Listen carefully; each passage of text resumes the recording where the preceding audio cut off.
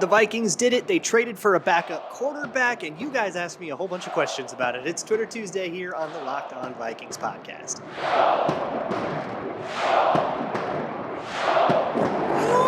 Ooh-wee! You are Locked On Vikings, your daily Minnesota Vikings podcast, part of the Locked On Podcast Network, your team every day. What's going on, everybody? Welcome to another episode of the Locked On Vikings podcast, part of the Locked On Podcast Network, your team every day. As always, I'm your host, your pal, and the kid you copied off in math class. My name is Luke Braun. You can find me on Twitter at Luke Braun NFL. You can find this show on Twitter at Locked On Vikings. Thank you so much for making Locked On Vikings your first listen of the day. And boy, we got a lot of news today.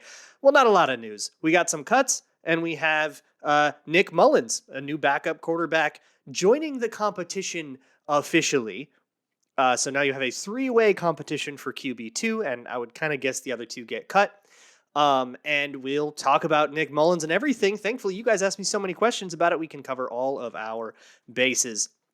But you didn't ask me questions about the cut. So real quick, the Vikings made two quick transactions. They released Albert Wilson, and they waived injured Julian Taylor. If you remember, Julian Taylor was the guy that had a promising career, suffered a horrendous knee injury, and has basically been trying to rehab back from that for years and years and years. And the Vikings took a swing on him. He was kind of a quasi guy, never got off the pup. Worth a shot, I guess. And then Albert Wilson wasn't having the best camp. He was like wide receiver 10. So he got released. By the time you listen to this, or by, I think, noon central on Tuesday, the Vikings will have to have their roster down to 80. So more cuts are coming. But that's not what you're here for. That's not what you're here to listen. You're here to hear me talk about Nick Mullens. So I love it when news breaks on a Monday, because that means I get to do it mailbag style. You guys ask me questions about Nick Mullens, and I will cover just about pretty much everything you guys want to know about him. If you have questions for me, you can always send them to me at Luke Braun NFL or at Locked On Vikings. Collect them over the week, put out a call on Mondays. You can also fill out the Google form in the show notes. You can send an email to lockedonvikingspodcast@gmail.com. You can also ask me on Patreon or in the YouTube comments, patreon.com/LukeBraunNFL. Or if you're listening on YouTube, leave a comment. I'll see it there. So the first question comes from Smith Stan Account, who asks, the conditional pick for Nick Mullens is a 7th, but he only if he appears in one game. What happens if he doesn't? In a similar vein, Kirkus Cookus asks, why do you think the condition of the trade are so weird? So here's the information about Nick Mullens. He is traded to the Vikings for a conditional 2024 7th round pick. The condition of that 7th round pick, as Smith's Stan account said, was that he has to appear in one. He has to be active for one game. So he just has to dress for a game. He doesn't even have to get a snap. He just has to dress for a game. And so what I think that means to Kirkus Cookus is that he has to basically, that's the new version of making the team. Because with the new practice squad rules, there's 16 practice squad people. You can activate practice squad people on game day. That's now long-term. That was like an emergency COVID thing, and they kept it. That kind of means that you could theoretically, you can't say like, well, you have to roster him. Because technically the Vikings could cut Nick Mullens, put him on the practice squad, get him to agree to a good practice squad salary or something so he won't leave to somebody else's 53, and then not have to pay any draft picks but still get him. And actually, that same thing happened a couple years ago. The Vikings pulled that same trick on the Chiefs with Mark Fields, who the Chiefs were going to cut Mark Fields, and they said, well, we'll trade him away for a conditional 7th. He just has to make the team. And the Vikings cut Mark Fields, put him on the practice squad, and actually had him available on the practice squad. And he actually got into some games as a later season activation, but they didn't actually end up paying the pick at all for him. And so I think this is a way to sort of get around that and to prevent that loophole from being exploited.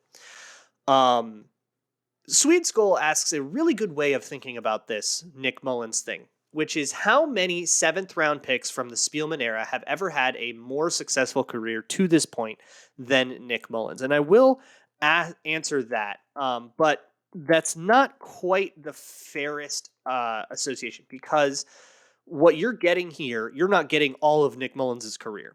you are getting 1 year of Nick Mullens. So I'm going to reword this a little bit and say, how many 7th round draft picks have had a more successful career than what we expect to get out of Nick Mullens, which is 1 season of being a backup quarterback? How many players have done that? Honestly, more than you think. Going from 2012, I would say Audi Cole, Michael Mauti, Jabari Price, Brandon Watson, Shamar Stephen all made several teams. Edmund Robinson, Jaron Curse, Stephen Weatherly, Elijah Lee, and that's BC Johnson. I would probably cut it off there. Yeah. So that was like 8 players that have done better than 1 year of backup quarterback that have made the team, I think, for more than 1 year. Brandon Watts might not have been.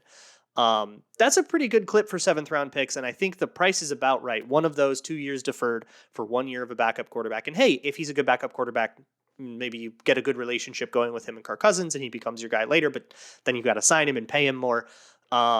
So I think the price is pretty right, and that's a really low price for a guy like Nick Mullens. So the reason I say that the price is right for a guy like Nick Mullens, here's the thing. Nick Mullens improves on Sean Mannion and Kellen Mond based on what we've seen just from their preseasons. But honestly, Nick Mullens has done more in his career than Mannion or Mond have sniffed. And of course, Mond's career is way younger. But right now, if I had to put a guy in a game of those 3, it's Nick Mullens, and I'm not even really thinking twice about it. He's on time. That is more than we can say about Mannion, and especially more than we can say about Mond. Mannion's been late. Mond has been later in terms of when the ball arrives where it is supposed to arrive in the rhythmic stuff. Nick Mullens does not have that great an arm. He is not going to be slinging the ball downfield on go balls, and his deep ball is pretty bad.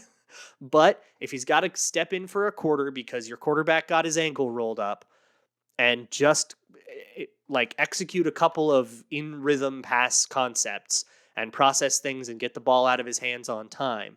Right now, I trust Nick Mullens pretty much immediately, or at least once he tells you, yeah, I feel comfortable with the playbook, I'm putting him in. But he is kind of behind that 8 ball in terms of this, and it sounds like he is going to get he's going to have to prove himself a little bit in this Denver game. And if you cut him, you lose $500,000, which is guaranteed salary that the Vikings have now taken on. And that's it. $500,000 of cap space if you decide, no more for this Nick Mullens thing. That's all you lose. You don't even pay the draft pick because he wouldn't be active for a game, right? So very low risk also. If you go into this Denver game and Kellen Mond has the game of his life and you go, I think I am going to stick with Mond as QB2, that option still absolutely available to the Vikings. It wouldn't even be that weird to cut Nick Mullens, eat your $500K and say, it was worth a shot. Mr. Root, who is a math teacher at my high school, by the way, so love you, says, I've always heard that Mannion is a great film and prep guy for Cousins, but O'Connell was hired to take Cousins to the next level. What would be the benefit of keeping Mannion on this team as O'Connell takes over the QB whisperer role? So I don't think that it's the same role. Backup quarterbacks do this. Like every team's backup quarterback has a film preparation role throughout the week because you're not taking a lot of reps as the backup quarterback. Like in season practices don't work like camp practices where you have the 2s go and then 3s go and all that. Like in season practices, the backups are doing a lot more prep work, and the goal is to get the starters ready. Right now, the goal is to get everybody ready to play. But as a backup, you're doing, especially as a backup quarterback, your goal is to help Kirk Cousins. And so whoever takes that job is going to do that role. And Sean Mannion happens to be very good at that particular part of the job. But Nick Mullens could also be very good at that part of the job. He's actually quite the preparer. So I think he could kind of take that over. There's another question here from Pace who says, is there a reason Mannion hasn't been let go and then rehired as an assistant QB coach? Saves a roster spot, and he isn't getting a job elsewhere at this point in his career. So the reason is Sean Mannion probably wouldn't say yes to that. And that's a money thing. If you're a backup quarterback in this league making like the veteran minimum, that's going to be like, I don't know, Sean Mannion's contract is like over $1 million. An assistant QB coach is not going to make $1 million in a year, not even close. So you basically have to say, hey, you want to take like a 6-figure pay cut, maybe even a 7-figure pay cut real quick just to be a coach so that we don't have to use a roster spot on you. And he'll go, no, thanks. I'm going to go take my chances elsewhere with another team. And you don't want to lose him to that. If Kirk Cousins is saying, hey, I don't want to lose him to that, you probably want to honor his wishes. That's the reason that this hasn't happened. Now, I think I think you have a point now, Pace. I think that he might not get another job elsewhere, but I think he deserves the right to try. So I think right now you cut him and you say, hey, if you want to come back and be a coach, if you like working with Kirk Cousins, you want to just come put on a hoodie and we'll pay you what we pay coaches. And, it's a job. It's if you can't find a job anywhere else, don't go get a job at a car dealership. Maybe, we'll get you in a building here. And I do think Sean Mannion has a really bright future as a coach. The way people talk about him, the Kevin O'Connell route, right? It will be the team that fosters that, right? Absolutely would be more than happy to. But I think he deserves the right to go see if somebody else wants to pay him for his arm. And if nobody does, come on around. But you got to understand that that's going to be hundreds of thousands of dollars less money for him. So he's not going to take that out of the kindness of his heart. There's a whole bunch of other questions here that are not Nick Mullens questions. Hopefully I have answered your Nick Mullens question. But I think most of our Nick Mullens questions, which the key one is he the backup quarterback? And that is not a guarantee, is going to be answered in this Denver game. And we can talk about it more. But I do want to answer everybody else's questions here on Twitter Tuesday. So first, let me talk to you about AG1 by Athletic Greens. It is a product that I've been taking every day for a while now that helps my gut. Gut health is a very underrated part of health. Your gut bacteria, the microbes in your gut, have all kinds of impacts on your body, on your level of energy, on your general health and nutrition, but also your ability to get up in the morning and feel better. Like gut health is this like revolutionary thing, and AG1 really helps. It's just one scoop in a glass of water every day. Put some pineapple juice in it if you want, and that's I've heard that's pretty good. It's got 75 high quality vitamins, minerals, whole food source superfoods, probiotics, and adaptogens to help you get going in the morning. It was invented by a guy who was sick of taking a bunch of vitamins. He needed like a really strict vitamin regimen as like part of his own health plan. And he was sick of taking all those pills and it was expensive. So he said, how can I just put this into a powder and have one glass of water and have it over with?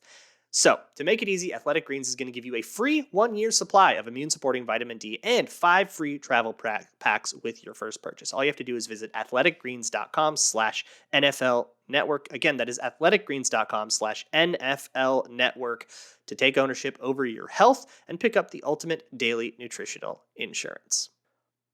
Hey, thank you so much for making Locked On Vikings your first listen of the day. For your second listen, check out a fantasy football podcast. We got a couple here daily at the Locked On Network, Locked On Fantasy Football and Locked On Dynasty Football. That'll get you ready for, I'm sure you all have your drafts coming up. Do it so that you can beat your coworkers and make them feel bad. Also, check out the Minnesota Football Party on the Locked On Minnesota Sports podcast feed. That's got that. It's an ensemble show about the Vikings with me and Arif Hassan and Sam Ekstrom and Luke Inman.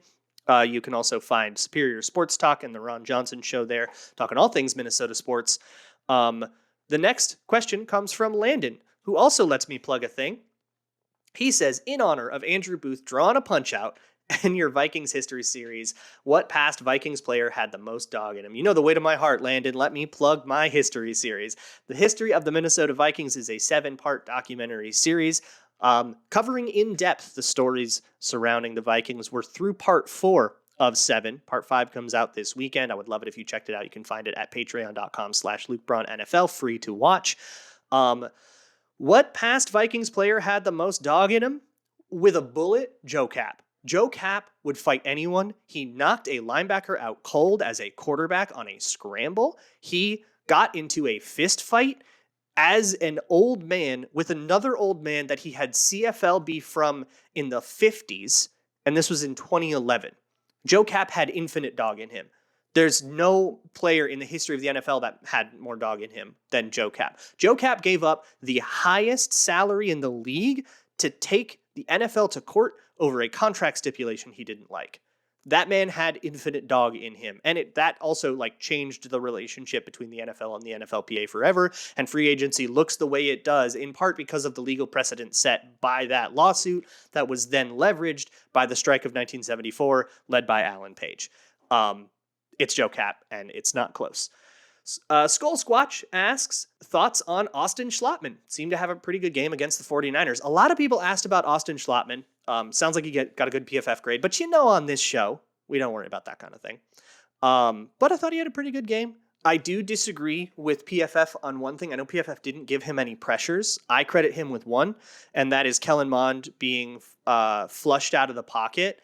They might say that Mond held the ball too long, but I do think Schlattman called the wrong protection and then didn't react to a stunt properly. He didn't pull off of his block and react to it. Um, I think right now Austin Schlattman is making a great case to be a backup center. I don't think he started guaranteed a roster spot, and I think he has made a great case for a roster spot. Some people are talking about starting him. He weighs the same as Bradbury. So if your whole goal is to get a bigger center, Austin Schlattman does not solve this problem. And I don't think he's better at hop technique, and I don't think he's better at like footwork and stuff and anchoring against bigger bull rushers. I just don't think anybody's playing their big bull rushers in the preseason, so we haven't seen that tested. So I don't think Schlattman is an improvement over Bradbury. I think that's a lot of wishful thinking. Again, if you want an improvement over Bradbury, I've been saying it, you got to look outside the organization, and that is an option. But I don't think you're going to find it in Schlattman or Chris Reed or some like Hail Mary of Wyatt Davis. But hey, I think he's acquitted himself well in terms of his odds to make the team, and I've got him in my next 53-man prediction, and I didn't have him before, so he's earned that. Jamese Quits asks, if Andrew Booth's injury is serious, what are the implications for our depth? Does it also affect how many slot corners we decide to keep versus boundary? Yeah, okay, so there's a bunch of interesting things here. Andrew Booth's ankle injury is a little more than day-to-day, I believe were the words that Kevin O'Connell said. So that's not that serious, but it's more serious than, he maybe could play tomorrow, maybe not. He's a little worse than day-to-day, so he might miss a little bit of time. I don't think that affects the roster composition that much unless he goes on PUP. If he goes on PUP to start the season and he's out for 6 weeks, that opens up a new roster spot. Somebody else makes it. But otherwise, I don't know how much it affects the depth. You still have Chris Boyd and Caleb Evans would then be the backup corners. Here's the thing about the slot corners. I don't think any of them have played well enough to make a roster. Perry Nickerson has not been good. Nate Harrison has not been good. Harrison Hand has not been good. Those are your backup nickel options. And I don't think any of them should be on a 53-man roster the way they have played in camp in the preseason. So if you want a backup nickel, then you're going to have to probably grab somebody off of waivers or do a trade like you did with Mullens, or you have Cam Bynum do it.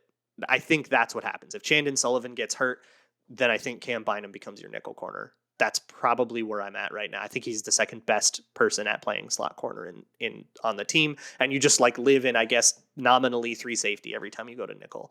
But he would be like playing nickel corner. I guess it depends on the coverage, but that, I don't know. I don't think Andrew Booth's injury will affect that one way or another, both because there's a lot of boundary corner depth. And the slot corner depth isn't good to begin with. So you're in a bad situation and it doesn't really change by Booth going down, and Booth wasn't ever going to play inside anyways. But also his injury doesn't seem like, if it does keep him out for any amount of time, it shouldn't be much. I don't think it's going to keep him out for months. Scoliosis asks, if they keep Mond, would they have Mond active and Mullens inactive every week? Then if Kirk goes down, have Mond for that week and then Mullens moving forward, or just give away the pick week 1 and activate Mullens at QB2? I think this question gets answered in Denver.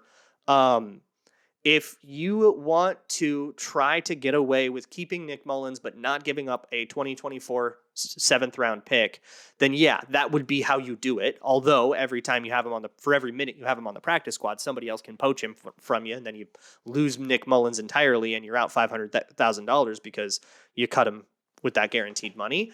So if it were me, I probably am just because I'm predicting that Nick Mullens is a better quarterback, but he's got to prove it in Denver. I got to see this confirmed in Denver. I'm not writing anything in pen right now, but I think you do just give up the pick week 1 and say, good job, you did it. He's dressed. He's your second best quarterback. I think you do this on merit. Who is your second best quarterback? Make him the backup. And I don't really see a point in getting cute to save resources and possibly losing a game you otherwise would have won. If Kirk Cousins goes down and you would have won with Mullens, but you don't win with Mond, that is not worth a 7th round pick 2 years from now, trying to save that to expose yourself to that situation. Goggles asks, is there anything we can learn from Kevin O'Connell's play calling so far? I know it's dramatically reduced playbook for preseason, but maybe situational play calls like 3rd and long. I think we can learn a lot. And I've been talking about a lot on this show, but it's hard to get comprehensive in a podcast format. So I actually have some plans for my Patreon to do this, to do some video stuff.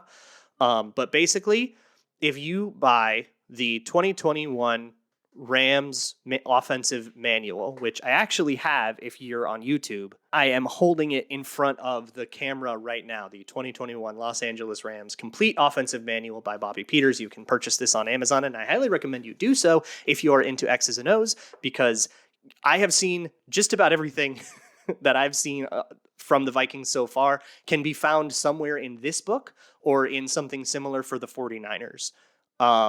It's gonna be that, and that's what we learned about Kevin O'Connell's play calling in terms of like what he'll do on second and longs and run pass ratio and stuff.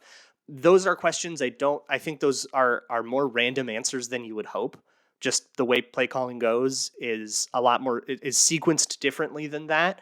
And so if you're looking for like the Warren Sharp run pass ratio kind of stuff, I don't think we learn a lot from that in preseason. No, but if you want to actually understand the offense, and you are up for a pretty dense playbook book, then I highly recommend that. Or listen to Locked On Vikings and go follow my Patreon, and I'll try to take you through it the best I can. I have a bunch more questions, but first, it's kind of hiring season, especially as, kids coming out of college, coming off their summers and stuff. But if you have a job that you need to fill, let me point you to LinkedIn. LinkedIn Jobs is like the place to go for hiring on LinkedIn. Simple tools like screening questions. They have a way to post your job for free, and they have all kinds of tools to help that job posting match you up with candidates that actually give you what you need them to give you. So LinkedIn Jobs can help you find those candidates that you want to talk to, and faster and easier. Nearly 40 million job seekers visit LinkedIn every week. So you will find the people you are looking for. Post your job for free at linkedin.com/LockedOnNFL. That's linkedin.com/LockedOnNFL to post your job for free. Terms and conditions apply. Moving on with this Twitter Tuesday mailbag. The next question comes from Cho, who says, how likely is it that KJ overtakes Thielen for wide receiver 2, and how will we know that that has happened? I don't think I'm ready to say it. I don't think so quite yet. KJ looks phenomenal. I'm actually very excited about how KJ Osborne looks as a wide receiver, and so I do think that this is it ain't 0%, all right? There is a chance. How we know that that will have happened, I think you probably can just do it on snap counts or routes run, like just routes run, like charting data. You can find it like PFF. That's probably how I would define it. If KJ starts running more routes than Thielen, and it's not like an injury thing, I don't think it happened week 1, but it certainly could as the season goes on, and then Thielen becomes more of a red zone guy or a third down guy, or, a 3rd and 6, he'll be your receiver. East Coast Vikings fan asks, what percentage of Kirk Cousins' struggles to take his game to an elite level can be blamed on the Vikings' revolving door of offensive coordinators? This has always been super overblown to me. He is learning a new scheme this offseason. He didn't learn a new scheme the entire Kubiak time. He learned a new scheme with John DeFilippo, and then he learned another new one when Gary Kubiak and Kevin Stefanski came in 2019. And the playbook has been more or less exactly the same. To a fault, even. It's been really predictable. But he hasn't been learning new terminology, no new plays. You always add wrinkles every offseason, whether your OC changes or not. But going from shadow Gary Kubiak to officially Gary Kubiak to son of Gary Kubiak, no. Jay Hine asks, does Asamoah indicate the future of inside linebacker for this team? And is he somewhat of the mold of trained dog that you've mentioned compared to Kendricks, having great all-around instincts? Does that position in the new scheme have limited pass protection expectation, or pass rush expectations, I think is what you meant, and is Asamoah good in pass rush? So he is a good blitzer. He fires very quickly. And so I do think you see in the mold, like athletically, what Asamoah is. He is rangy. He gets from one place to another very fast, and that is clearly very important to the Vikings. That is also the case with Booth and Scene, and a little bit, like athletically at least, at Ingram. On the other side of the ball, that was the case with the Caleb Evans too. Like that was very important to them drafting wise. He's not in the right place all the time, and so the trained dog thing. Well, he's not finished training. If we're going to do that, Austrian Vikings fan asks, who do you think would be the most and least interesting Viking on Hard Knocks? Least interesting would be Kirk Cousins for sure. He would try so hard, and he would do like Nick Cage things, and he would absolutely get on the show. Like the least interesting Viking is the one that doesn't get on the show, right? But Kirk Cousins would get on and then be like just kind of annoying. Like I can totally see it. The most interesting, I'm going to steal one from Gabe Henderson, who said, I asked Gabe Henderson on the Minnesota Football Party, he does Viking Entertainment Network, who would be the best podcast co-host. And he said Dalvin Tomlinson, and that is a perfect answer. Dalvin Tomlinson would be one of the most interesting people to talk to. He has a ton of like random tertiary interests. He's the kind of guy that like will take you down a Wikipedia rabbit hole and it'll be like the funnest night of your life. And I think him being sort of, they called him like a Renaissance man, not unlike Stephen Weatherly, honestly.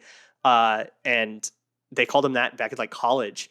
That would be a really interesting guy to talk to. And I think Andrew Booth would be also really great because he's just completely insane. Skullbowl asks, Kirk's War, meaning he's no longer freaking around. What are the Vikings' odds of winning the Super Bowl and why is it 100%? You answered your own question, buddy. Asked and answered. Kirk Cousins swearing, look, on the chaos meter, that's deep in the green. That's firmly green behavior. Kirk Cousins letting out an F-bomb in a moment of passion. That's what we want to see Kirk Cousins play with a little passion. I don't want the cerebral CEO. I want him to play with a little bit of oomph, some gusto. Let's go. Zachary Hayes asks, favorite mac and cheese? I refer you to Andy Reid's recipe. You can Google this. A bunch of articles were written about it when Charles McDonald ran into him at the airport and asked him for a recipe. And he said, here's your mac and cheese. And he wrote it down. It's a 5-cheese mac and cheese with like Gruyere and Gouda and then like your kind of classics and a little bit of dry mustard powder. We actually made it last year. Oh my God, y'all. Whew. We also put some breadcrumbs and like broiled it. So we got a little toast on it. Like, and we put some broccoli on that too. If you like crumble up some broccoli and broil it like breadcrumbs, it has a little bit of like broccoli flavor, which I really like. It's not for everybody, but it gets kind of roasty too. You salt a bunch of it and it turns into these kind of crispies. Unreal. We couldn't stop eating it. Spurgeon Wins Burner asks, what type of bunny is best? Mine, obviously. I will talk to you all tomorrow. I want to talk about defense tomorrow. Syed Schemes, who I had on a couple of weeks ago on the show, did some stuff like charting out some of the Vikings defense and actually has some really interesting insights, and I want to talk about it. So I'm going to bring all that up. We'll get deep X's and O's. We'll talk about the cuts and stuff that happened tomorrow. Till then, I will see you all tomorrow. And as always, Skull.